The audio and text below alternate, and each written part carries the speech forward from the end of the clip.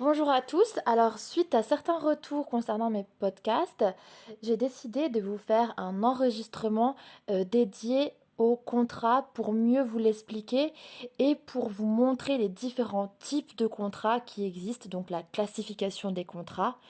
Donc, je vais essayer d'être le plus pédagogue possible en vous donnant des exemples pour pas que ça soit du charabia et pour que vous compreniez avant d'apprendre bêtement par cœur. Donc nous allons voir tout d'abord les classifications traditionnelles qui n'ont pas changé entre le droit anté-réforme et le nouveau droit. Et nous verrons les classifications qui ont été quelque peu modifiées par l'ordonnance du 10 février 2016. Je pense qu'il est important de faire ce podcast car il va rappeler les bases, autant pour les étudiants car on oublie parfois les définitions de base et les différentes classifications. Et c'est idéal également pour les non-juristes qui veulent apprendre le droit. Alors c'est parti, allons droit au but. Alors le contrat, comme je vous l'avais déjà dit dans le podcast numéro 1, c'est un accord de volonté entre deux ou plusieurs personnes destiné à créer, modifier, transmettre ou éteindre des obligations. Donc dans cette définition, il y a deux choses à vraiment relever. Un accord de volonté. Pourquoi j'insiste sur le terme volonté? Parce que il faut qu'il y ait une volonté des deux côtés, pour chaque partie. Ensuite, seconde chose importante, excusez-moi, c'est qu'il est destiné à créer, modifier, transmettre ou éteindre des obligations.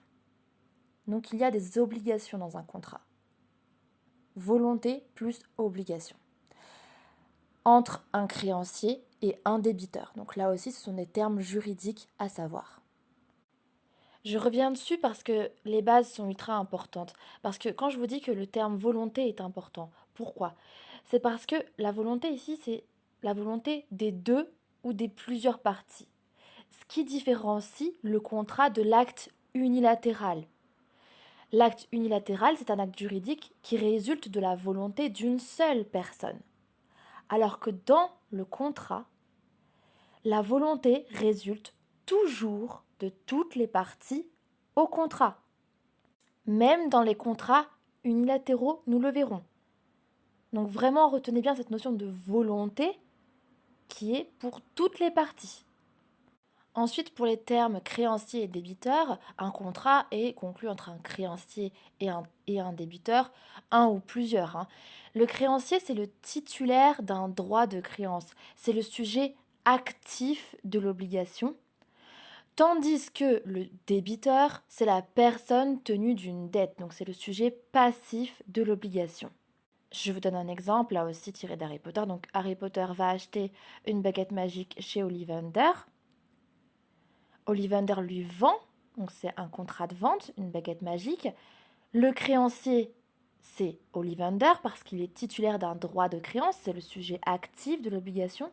Et Harry Potter est le débiteur, donc c'est la personne tenue d'une dette, donc qui va donner l'argent. C'est le sujet passif de l'obligation. Voilà pour les termes de base du contrat. Passons maintenant aux classifications traditionnelles. Donc il y a plusieurs classifications, il y a plusieurs types de contrats. On va les distinguer en trois temps. On va d'abord distinguer les contrats synallagmatiques des contrats unilatéraux, ce sera le premier temps. En deuxième temps, les contrats onéreux et les contrats à titre gratuit. Et troisième temps, les contrats nommés et innommés. Donc, trois classifications traditionnelles des contrats. Commençons par la première. La distinction entre le contrat synallagmatique et les contrats unilatéraux. C'est à l'article 1106 du Code civil. Et donc la distinction entre ces deux contrats synallagmatiques et contrats unilatéraux, c'est la réciprocité des obligations du contrat. Je vous rappelle que synallagmatique, en gros, ça veut dire réciproque. Donc dans un contrat synallagmatique, la réciprocité des obligations du contrat sont bien là, alors que dans un contrat unilatéral, non. Donc, si je devais donner une définition, le contrat synallagmatique, c'est le contrat où les parties s'obligent réciproquement les unes envers les autres. Par exemple, dans une vente, il y a une réciprocité des obligations du contrat parce que il y a une obligation de livrer la chose pour le vendeur et réciproquement, pour l'acheteur, il y a l'obligation de payer le prix. Autre exemple, parce que je veux vraiment que pour vous, ce soit concret et que ce ne soit pas que de la théorie. Par exemple, le bail d'habitation. C'est un contrat synallagmatique. Là aussi, je vais vous donner un exemple tiré d'Harry Potter. Pour un bail d'habitation. Dumbledore loue le château Poudlard au ministère de la magie. Imaginons.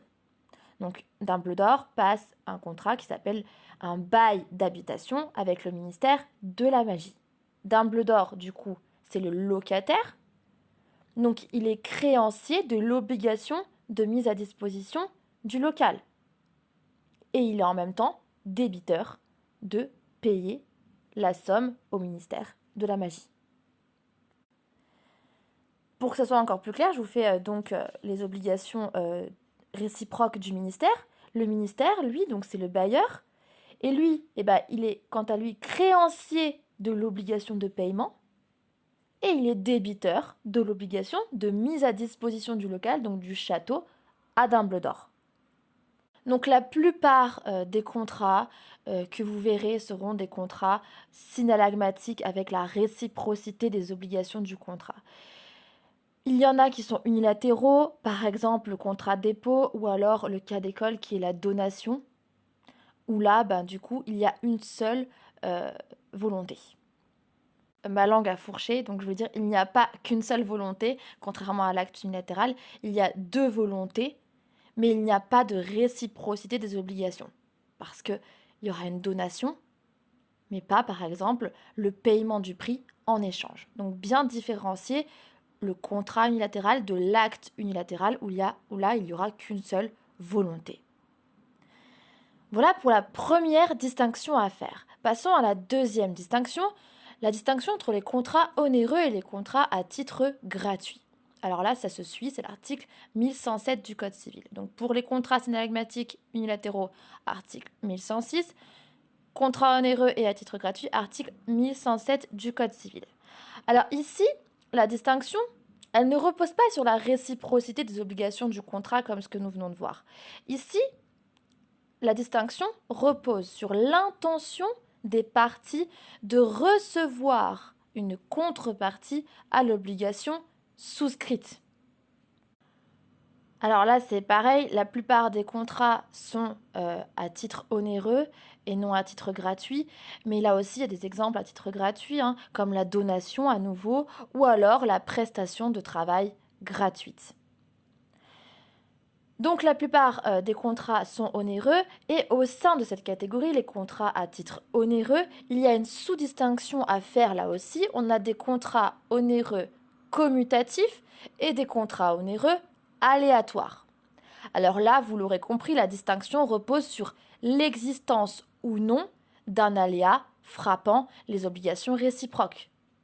C'est-à-dire que du coup, dans le contrat commutatif, il n'y a pas d'aléa, alors que dans le contrat aléatoire, si, de façon vulgaire. De façon un peu plus détaillée, un contrat commutatif, ici, les prestations à la charge des parties sont connues au jour de la conclusion du contrat. Alors que dans un contrat aléatoire, la prestation dépend d'un événement incertain. Pour que ce soit plus concret pour vous, imaginez par exemple le contrat d'assurance pour vol.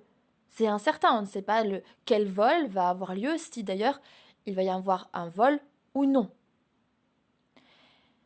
Et là, c'est l'article 1108 du Code civil.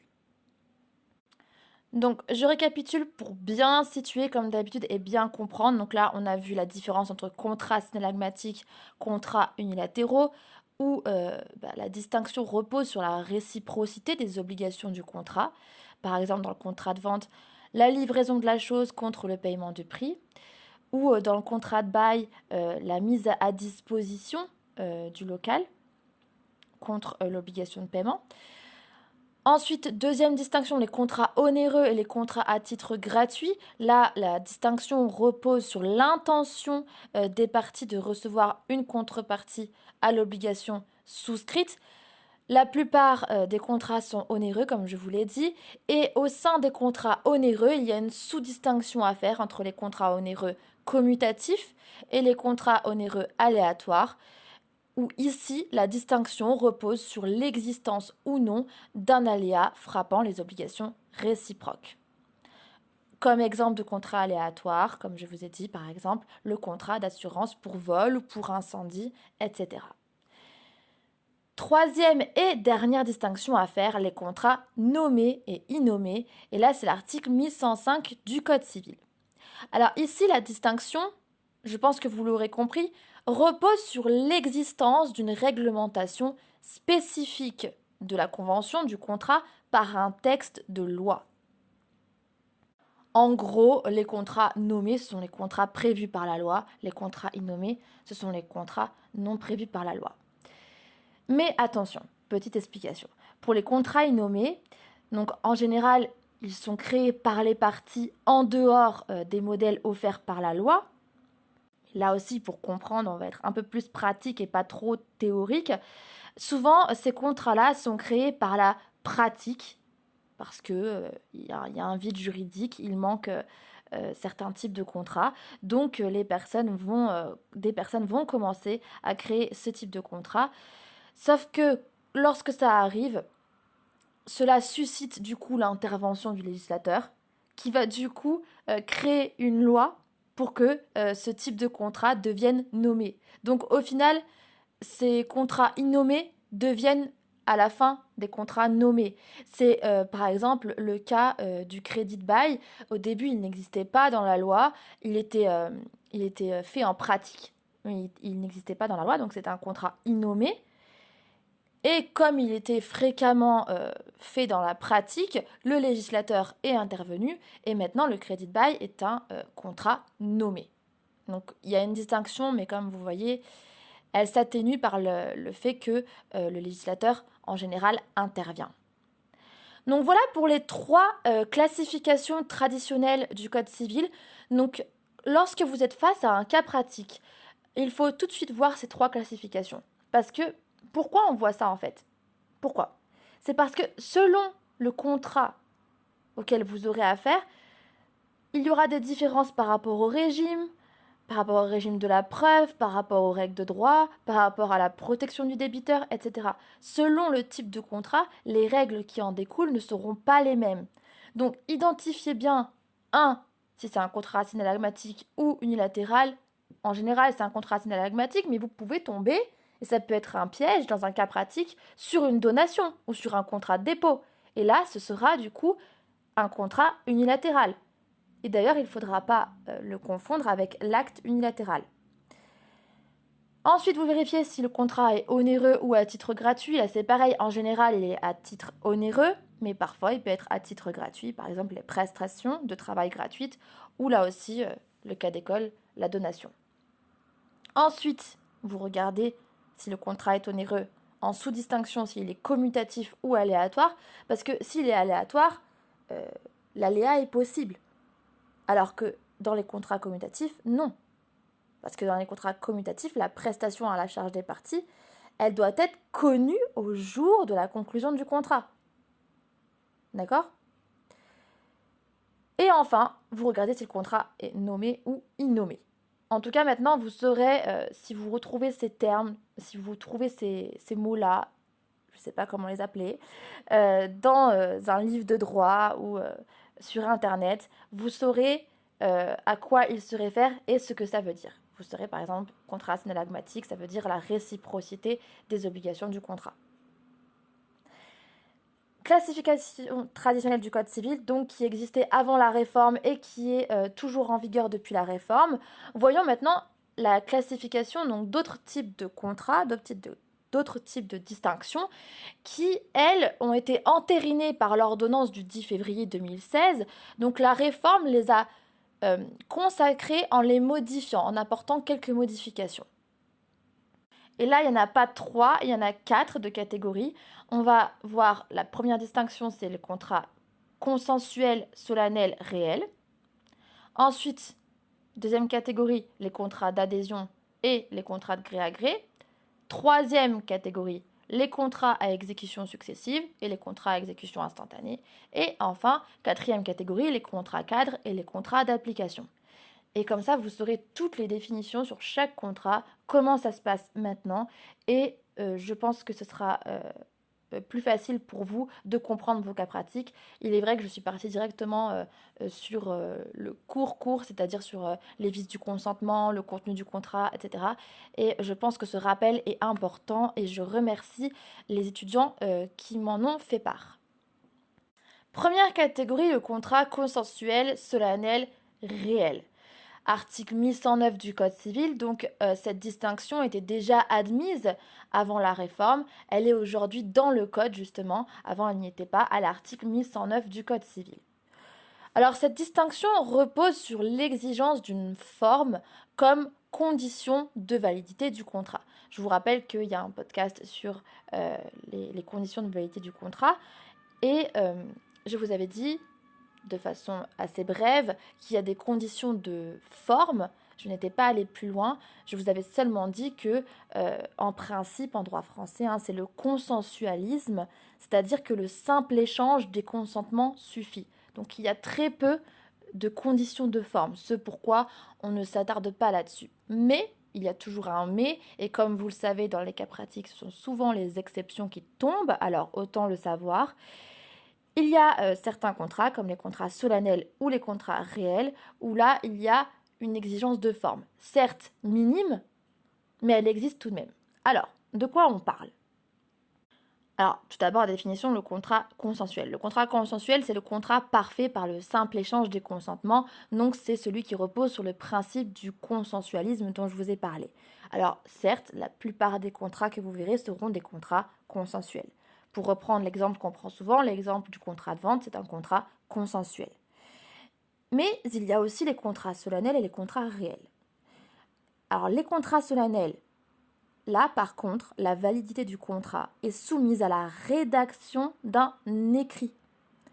D'un écrit soit par acte sous seing privé, soit par acte notarié.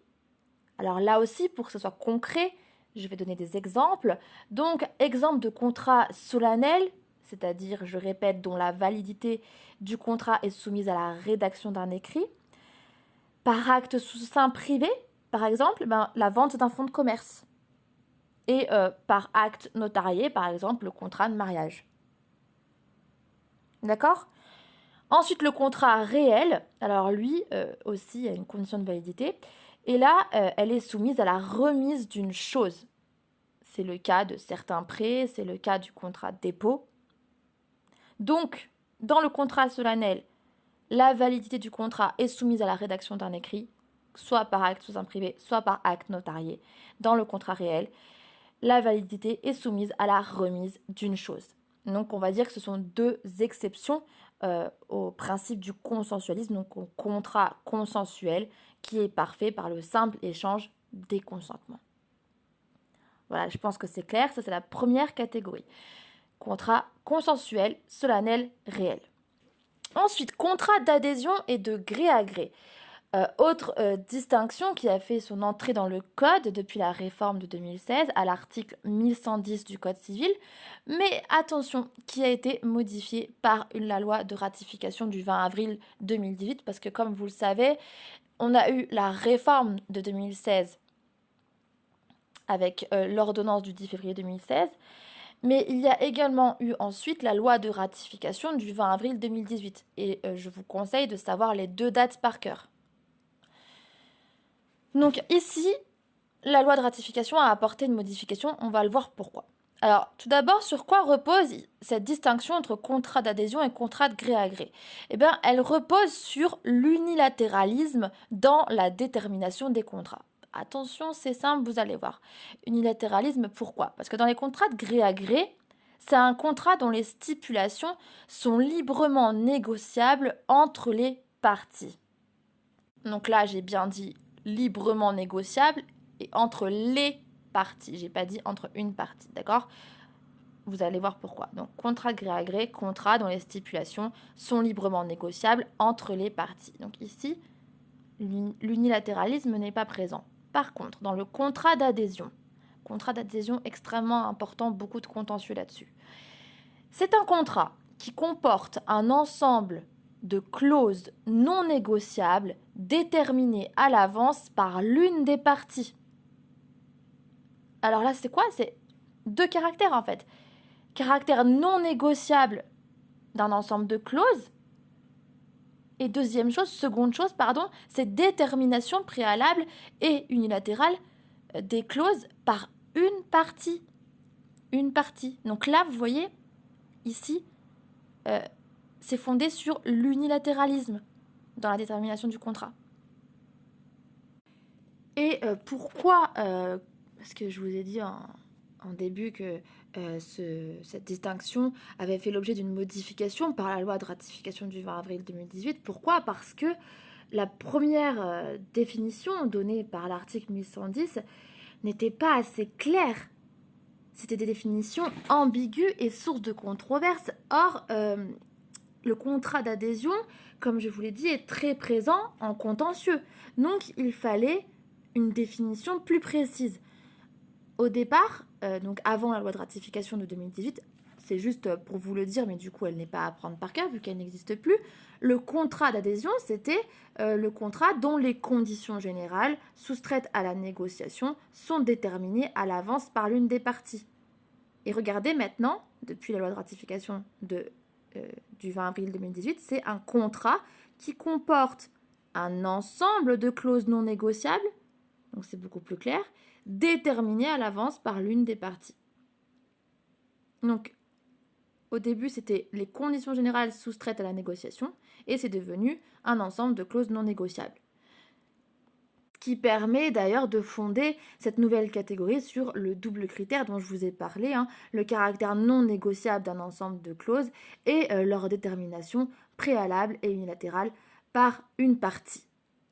Alors là aussi, pour des exemples, en général, les contrats d'adhésion, ce sont soit des contrats de masse, soit des contrats de dépendance. Si vous êtes face, dans le cas pratique, à un contrat de masse, par exemple les contrats d'assurance, ou un contrat de dépendance, par exemple les contrats de franchise, partez sur le contrat d'adhésion. Enfin, vérifiez le double critère. S'il est rempli, c'est sûrement le contrat d'adhésion.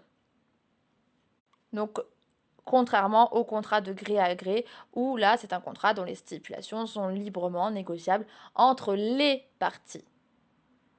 Vous comprenez pourquoi je vous ai dit que cette distinction est fondée sur l'unilatéralisme dans la détermination des contrats. Ensuite, troisième catégorie, la distinction entre contrat à exécution successive ou instantané. Je pense que les termes vous parlent déjà. Je m'explique quand même. Donc là, c'est pareil. Il a fait son entrée dans le code depuis la réforme à l'article 1111-1 du Code civil. Donc la distinction ici repose sur l'intégration du temps dans l'exécution du contrat. Je pense que vous l'aurez compris.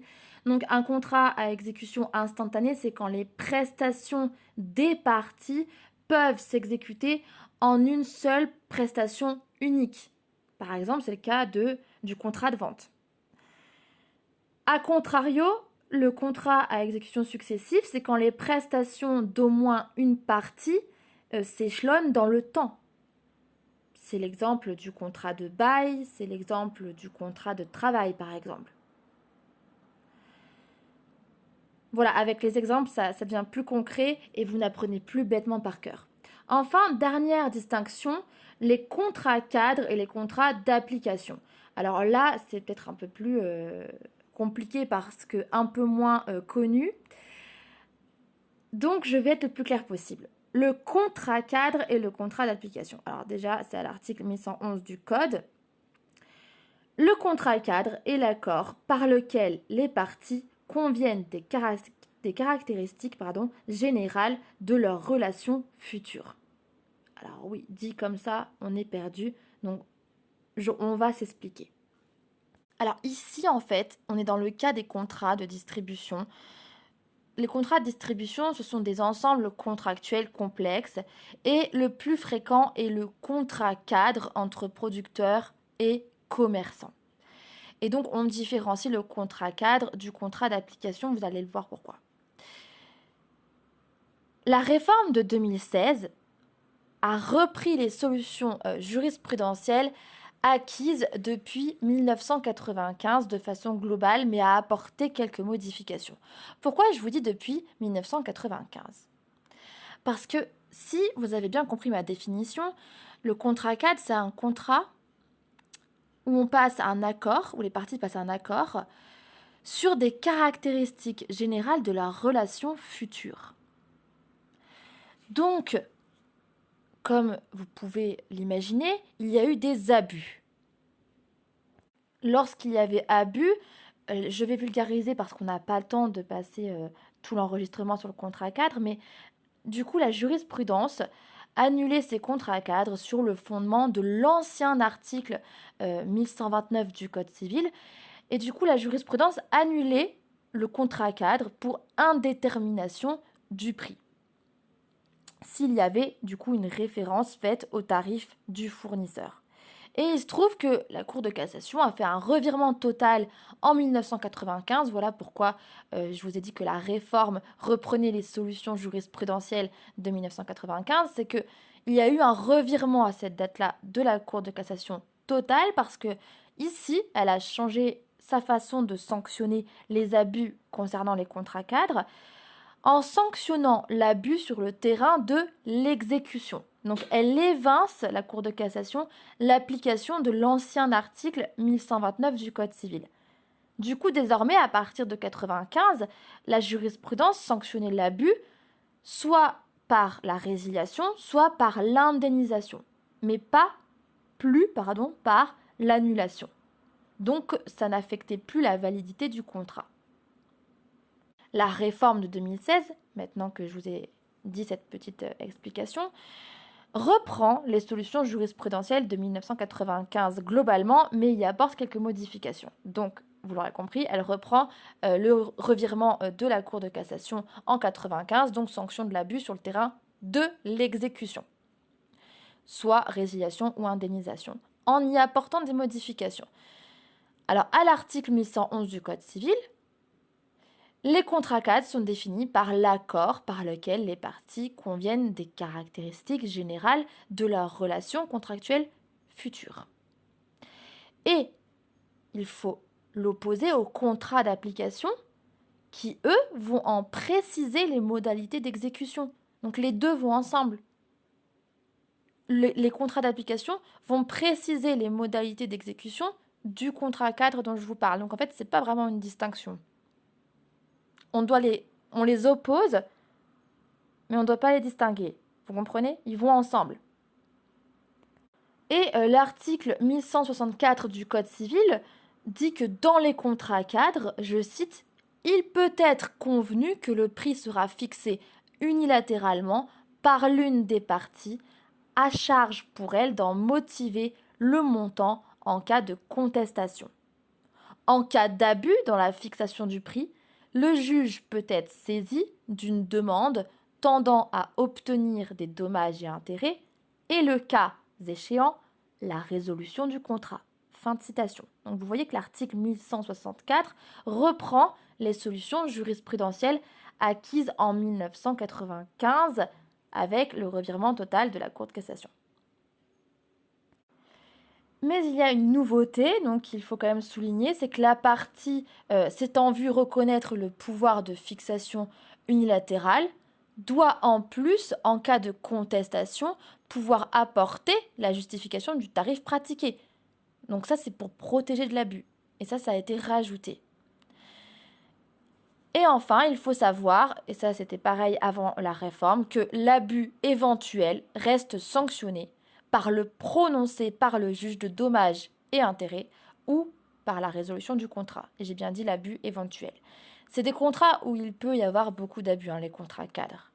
Alors là aussi, je vais vous donner un exemple pour que vous compreniez vraiment contrat cadre, contrat d'application, parce que en fait, ces deux contrats vont ensemble.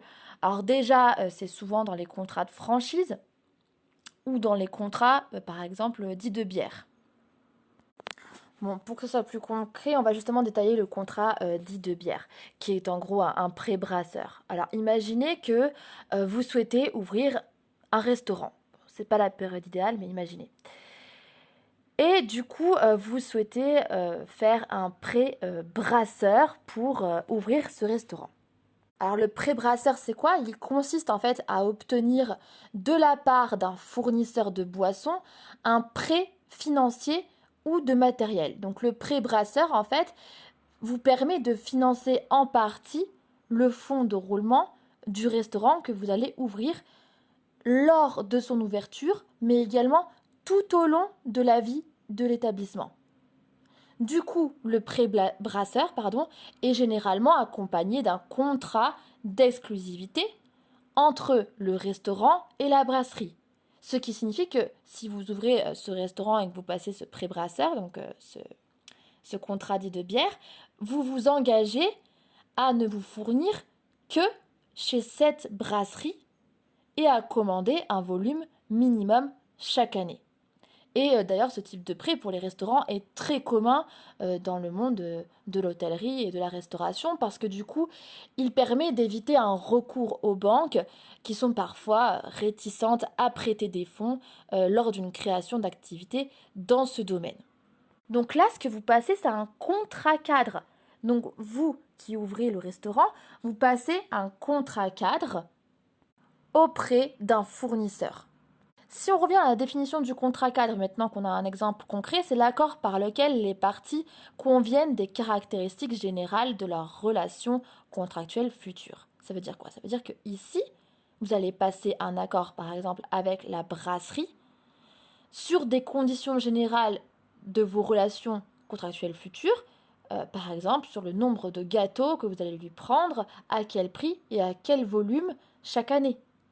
Et il sera accompagné généralement d'un contrat d'exclusivité où vous vous engagez envers la brasserie à ne pas aller voir d'autres brasseries, à ne pas aller voir ailleurs, d'accord?